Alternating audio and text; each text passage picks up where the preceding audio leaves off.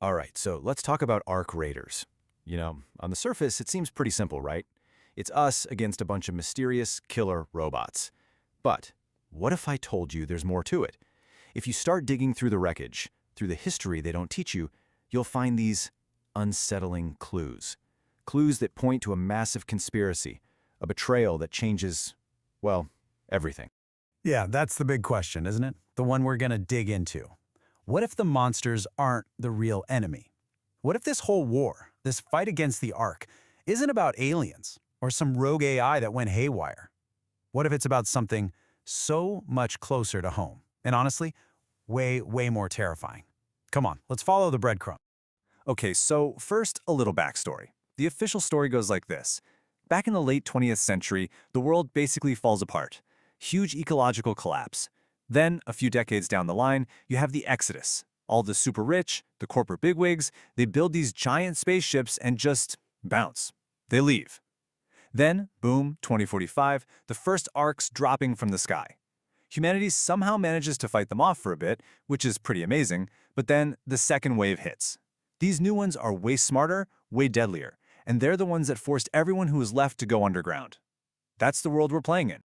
So you see giant robots falling from the sky, right? Your first thought is probably one of two things. It's either aliens or it's a classic Terminator situation. Some AI we built got too smart and turned on us.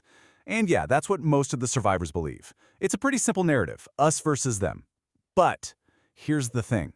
When you actually look at what's happening on the ground, that story starts to fall apart. It just doesn't add up. And right here, this is where it gets interesting. Because if these things were really just built to kill every last human, well, they're not very good at it, are they?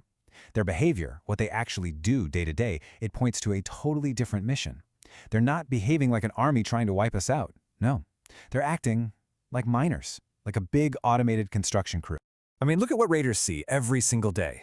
The ARC aren't just running around shooting. No, they're methodical. They're probing the ground, looking for resources. They're guarding these giant harvester things that are just tearing up the planet, and then they're beaming all that stuff up into orbit.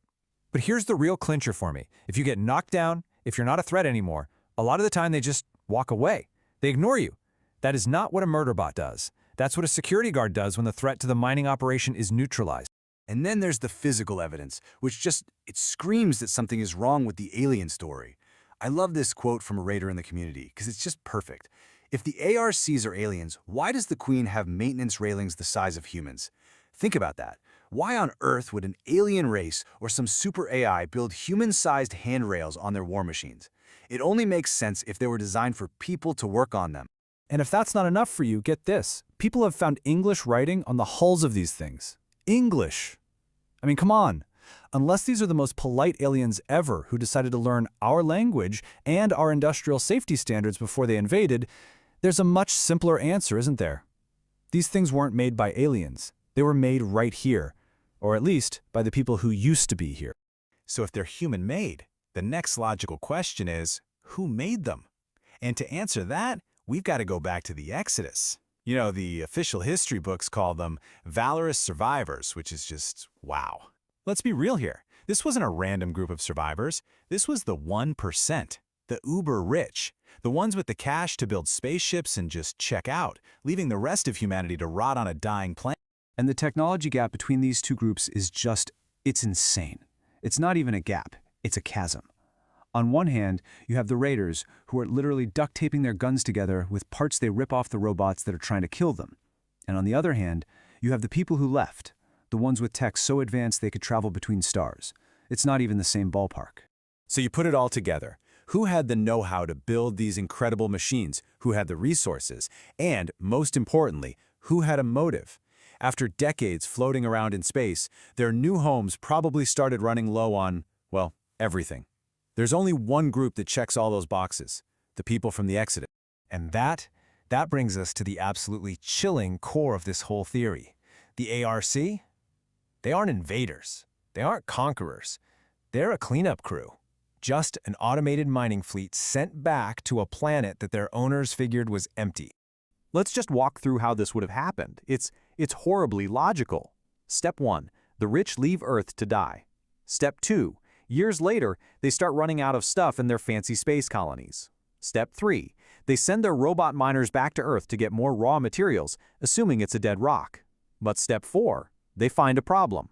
Us, the survivors. An unexpected complication. So what do? Step 5, they change the mission parameters. We're not people anymore, we're pests.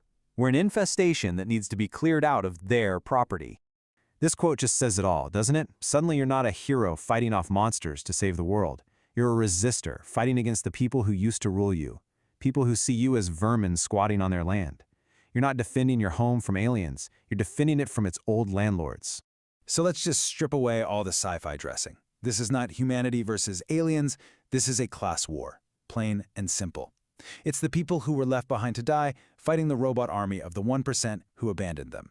And you have to wonder, if this theory is true, this is probably just the beginning. I mean, think about it. The ARC are miners. They're security guards. They're good at their job, sure, but they are not a dedicated army. They're what you send in first to prep the site before the main event. This is just phase 1.